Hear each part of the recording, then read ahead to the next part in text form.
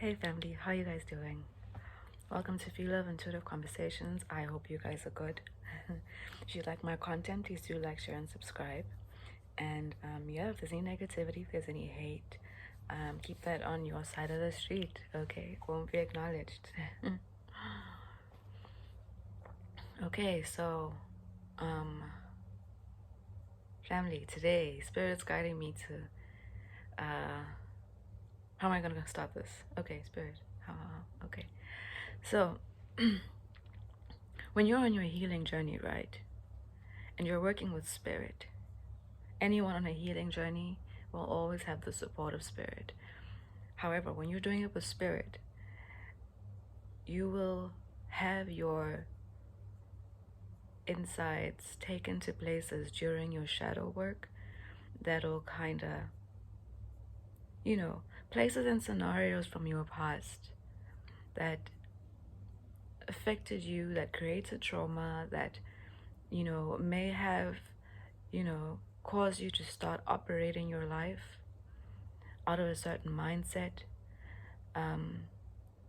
judging or using your experience of something that happened to you in the past that may have left a bad taste with you, that may have created some kind of trauma, that may have, impacted you in some kind of way because of judgment that maybe as a child you couldn't understand or conceptualize due to, maybe how adults are behaving and talking, or, as a kid you may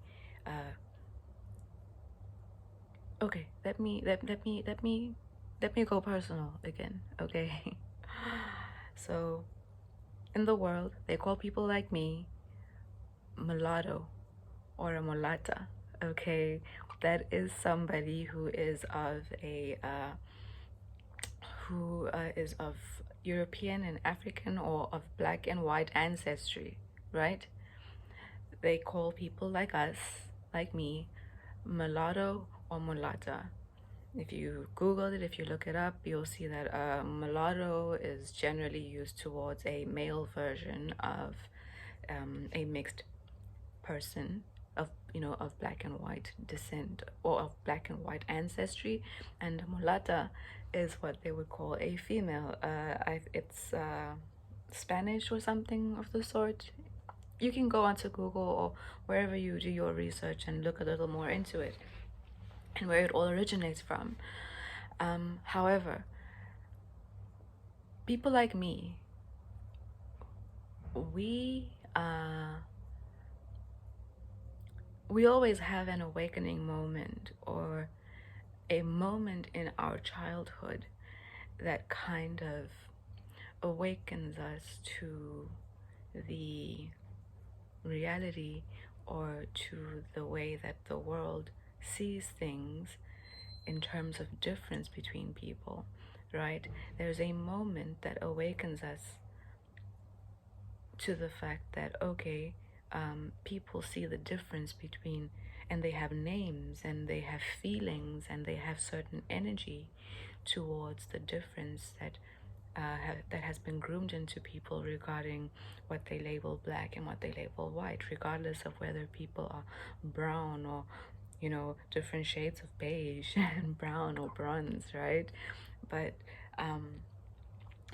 the world is groomed to view those differences as black and white, right? And when you look at the artificial colors, black and white, to kind of program and, you know, layer perspectives of difference. Obviously, there is a whole lot of stuff that is positive, that is aligned to the color white, and a lot of stuff that is aligned to the negative that is put to the color black, right?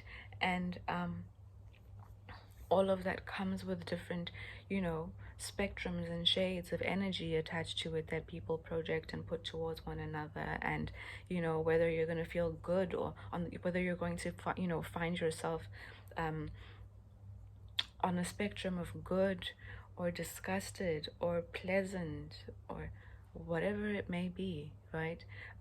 Depending on how you associate whatever black and white is, or how it's been programmed into you, I'm pretty sure you can understand where I'm going with this, right? Anyway, let me get back on track. People like me, we have a moment in our lives where that difference, where it becomes apparent to us that the world sees a difference in people. That difference in our households is not something that is groomed, not something that is pointed out, not something that we're made to see of much importance, right? That kind of judgment over color is not something that we come into this world, or that we are, it's not an energy that we're born into, or that is, or something that we understand, or that is prevalent. Whereas in the past, I'm sure, now it's a lot different, or hopefully it's a lot different, I don't know. But in the past, when I was a kid, in society, the world was just slowly trying to move out of those kinds of out of that kind of programming, even though it was to a very small degree. But efforts around the world have, in the early 90s, were really being made, even though it may have started a little earlier than that. I'm a 1990 kid, right? So I'm sure you can kind of gauge where you remember the world to be at in that regard during that time. So yeah, at the time, who I believe to be my real father is a black man, and my mother is a white woman, right? And in our household, that wasn't really something that I, as a kid, before school, really, it wasn't anything that I had a perspective over. It wasn't anything that I, had to question in our household, or become aware over that because of a conversation or a strong perspective that either one of the two parents at the time had over color. It just wasn't, wasn't a thing. So my moment happened when I ended up in preschool, creche, kindergarten, right? And I was in the year just before the first grade, and there was a little girl. She was the age of my little brother, 4 years younger than me, right? And at the time, yeah, I was 5. Yeah, I was 5. And this little girl came to me on the playground at school, and she lived in my street. We lived in the same street. Her brother and I, we were the same age, so we were kind of moving through school, we were synchronized in how we were moving through school, and our siblings were synchronized as well. So on the playground one day at school, this little girl comes to me, and she is what they would have termed back then a white girl. I won't go into her nationality, but she was a white girl, right? And she came to me and she looked at me and she said, "Phie, why did your mom marry a black man?"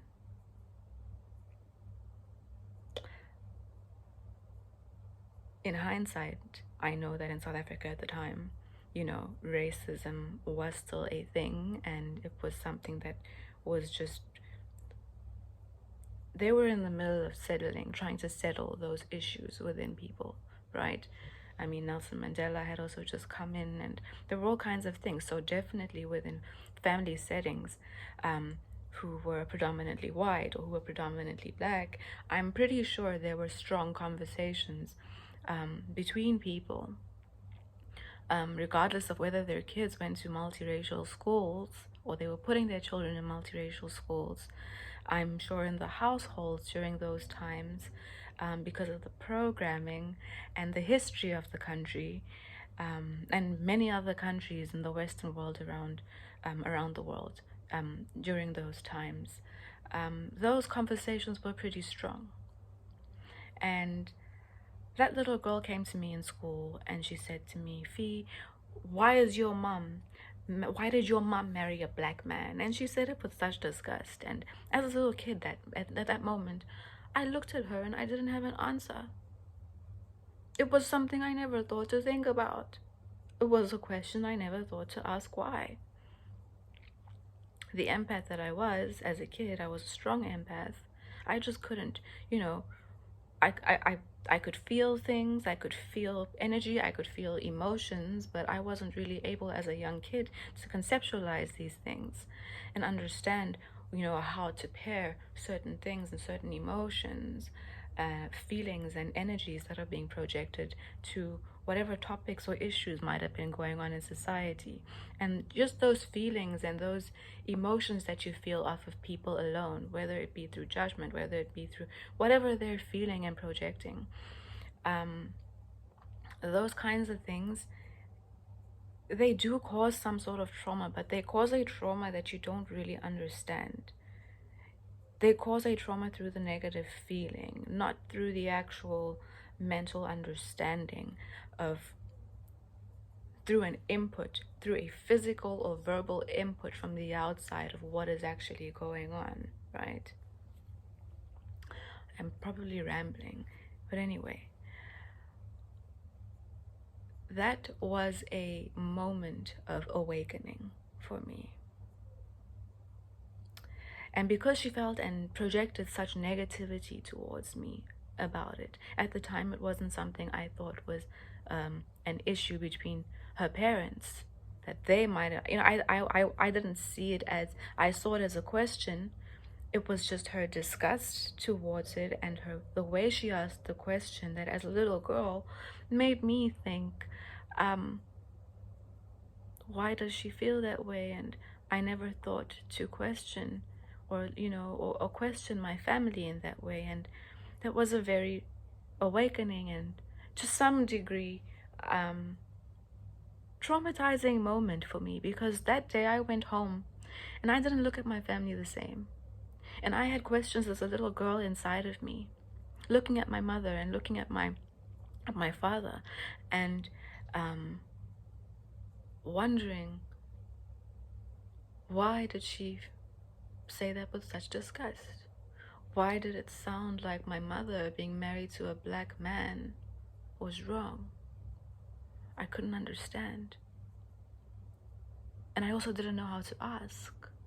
So automatically, that was something now that my awareness started paying more attention when adults started speaking. My awareness led me to trying to make connections between people and among people, and to start understanding what is the negativity that I'm feeling and the judgment that I feel when certain people, adults, look at me or view my family or see us all together as a unit walking in the street. What is that feeling of, what is that projection? And as I started getting older, it started making more sense. I was able to conceptualize it, I was able to understand, I was able to perceive the differences. And you start hearing and paying more attention to what has been said about the history. Where am I going with this? Where I'm going with this is, as a parent, recognize the way your interactions in your household and your unhealed perspectives, your ideas that you hold on to, that you've gained over time, from the time of growing up, the old programming, the old perspectives, the energy and whatever the energy your ideas and perspectives hold, that you project also onto your children, and how you speak about things around your children, they have an impact on the way your children engage one another. They have an impact on the way our future and our world is shaped.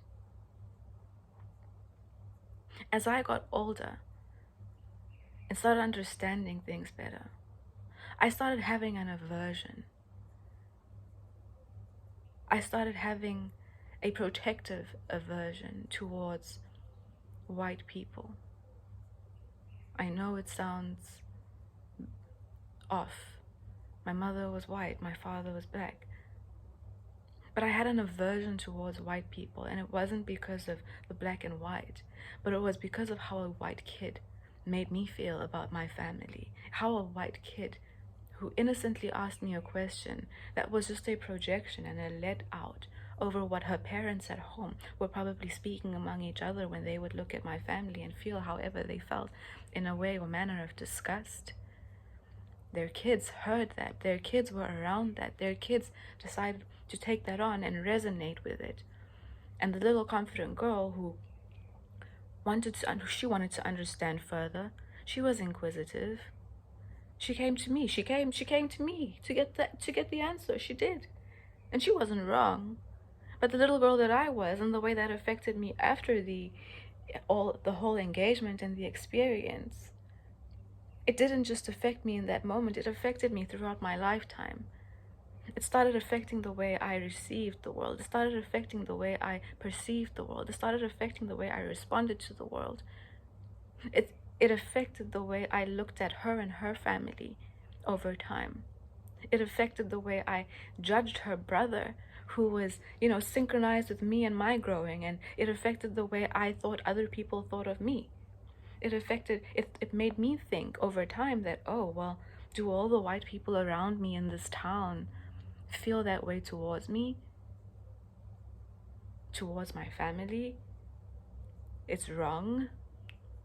Why is it wrong? What's wrong about it? Can people tell me?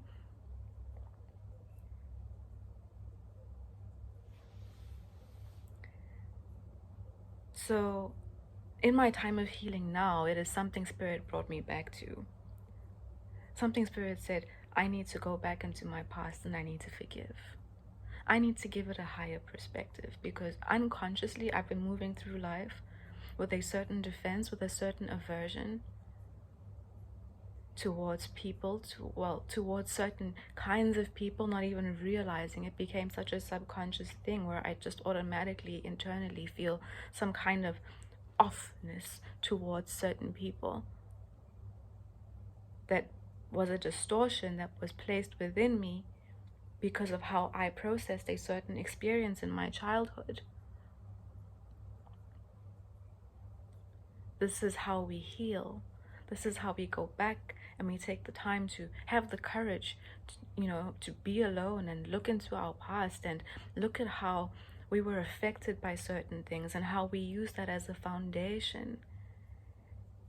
How those experiences became the lens to how we perceive and work through our world now in the future, right?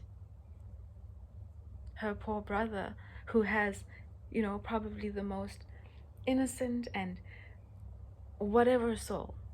I had an aversion to him. One of my mates now in my school years and school days, because, we went through school together in the same schools up until the 7th, 8th grade, if I'm not mistaken, because I changed schools around that time, and that was when I kind of separated from my synchronicity with, going through school with him. And as I progressed, I had an aversion to him, and he did nothing wrong. As I got older in my 20s, he reached out to me at some point, and him simply reaching out to me and trying to connect with me, in my mid-20s over these social media apps that we use. The moment he popped up, I automatically had an aversion towards him. And it wasn't something I was conscious about at the time. Up until recently, now that I'm going through my healing journey and Spirit is, it's sifting me through a whole bunch of things and distortions, so that my own energy and my own perspective can be clear, and and I can move forward in a non-judgmental way that is not judgmental with no reason.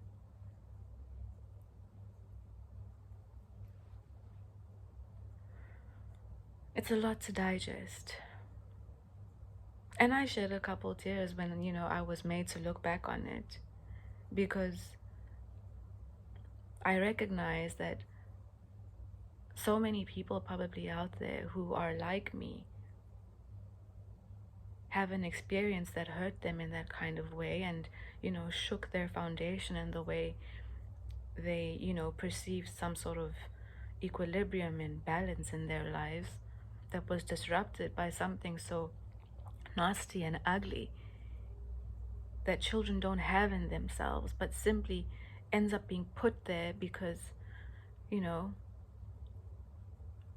adults aren't aware, adults aren't healed, adults, have strong opinions and perspectives towards each other, towards people. I was a little girl and I had adults cursing me because of being a result of a black and a white person joining together. In today's time, it's wild. It doesn't make sense. It's not loving. And there are still lots of people who perceive the world that way. There are a lot of people who perceive the world that way. And there are a lot of people who are also traumatized because of that kind of behavior, engagement, projection of word and energy and perception on one another that creates barriers between people where there don't need to be barriers, creates difficulties in engagement where there can be love, peace, acceptance, judgment, no non-judgment. I had judgment towards people who didn't deserve it because I was hurt, because I felt I needed to protect myself against people who felt some kind of negative aversion to me. I placed a judgment of racism on people who, I didn't even know for sure were racist or felt some kind of way towards me. But I rejected them. I didn't want to be open to them. I didn't. And I found myself, settling for other things and other people, and unconsciously, being open to certain things because of those kinds of traumas, because of, those kinds of ways of those unconscious ways of protecting myself because of perspectives and things that I had to that I processed through the eyes of defense, through the eyes of not wanting to hurt, through the eyes of struggling to understand.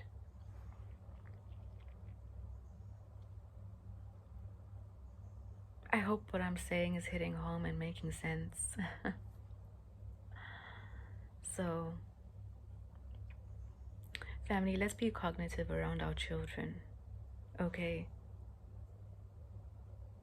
Let's think about where we ourselves have created barriers and aversions towards people because of our traumas in our childhood, where we're unconsciously putting up barriers where unity, love, peace, calmness, and understanding can exist. Putting up barriers because we've had differences, we've had, stupid, unnecessary differences programmed into us that create separation.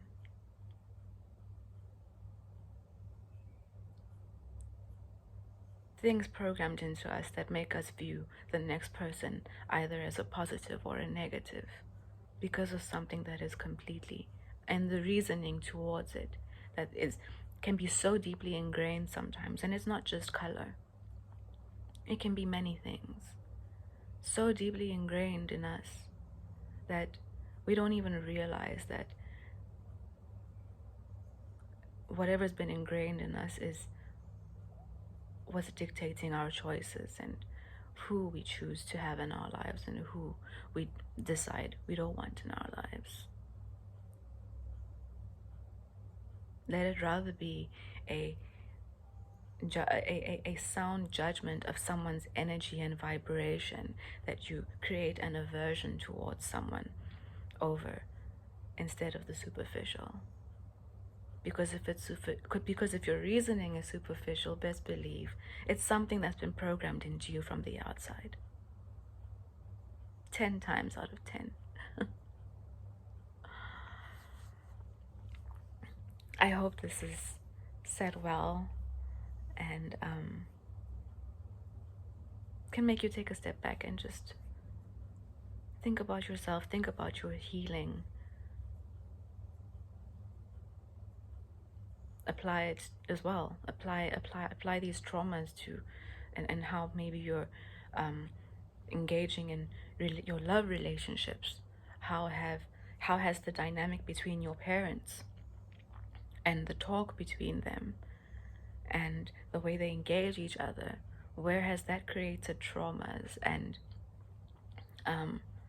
false ways of processing information and situations that you could be operating out of in your love relationships today?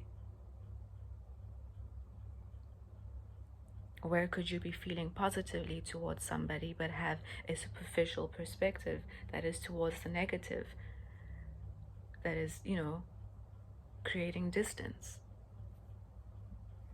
bringing judgment, making you feel lack, making you feel less, making someone else feel less than, or you feel less or more than someone else?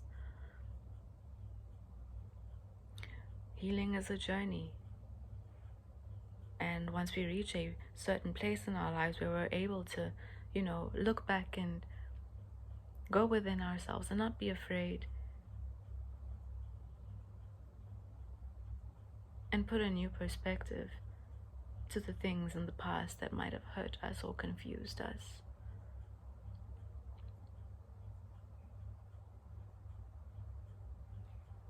I could have had a really good friend in my later 20s that I went to school with in the past.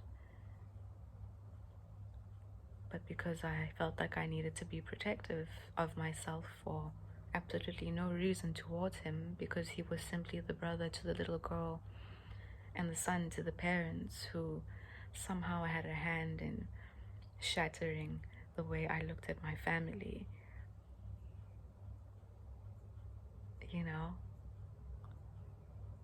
So, yeah. Anyway, let me pull a card from the Ascended Masters deck and see what spirit has to support our conversation, or anybody who is watching this video and needs needs a nudge or some encouragement in a specific direction. You're right? Can I please have one card, spirit?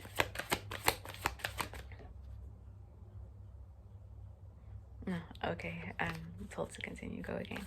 May I please have one card? Trust. Trust. I'm being told to pull that card out again. Okay. We'll pull that card out again. What was it? Balance. It was balance, home, and career. Spirit, where is it? There we go. So what came out the first time was balance, career, and home life. So we'll see what it has to say over there. And then, the second one that came out is trust. So, family, trust that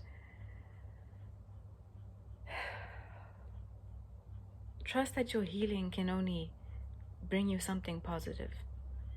It can only expand the positive energy and, your openness towards others and your alignment towards things that the Most High might be trying to align you to. These judgments and things that we place on people or that we have ingrained in ourselves, they're barriers to the Most High and to Spirit also being able to use certain people to bless us, to help us learn a lesson. to help us elevate, to help us grow, to give us a gift. Maybe the person, the person or the soul that needs to align with you in your path, you're being averse to because, well, you're being averse to, and the universe, the spirit wants to use that person to help you, to help you move forward, to bring you a blessing. Maybe that person has a nugget within themselves that is a key to you elevating and moving forward in your life. Maybe you've been needing a change, needing someone who is of a better vibration and better natured than the people you have around you, and the universe has the person available to you, but you have certain things programmed within you and certain defenses up because of your upbringing or because of things that you processed in a certain way that was a little faulty, and now your blessing is blocked there because you have an aversion to something to protect yourself where you don't need any protecting. I hope what I'm saying is making sense. Anyway, let's see what the book has to say, okay? This video is getting a little long. So the first one that came out, that Spirit said, trust us, girl. Let's get it back. We got it. Balance Career and Home Life by Isis, right? And the book says around this.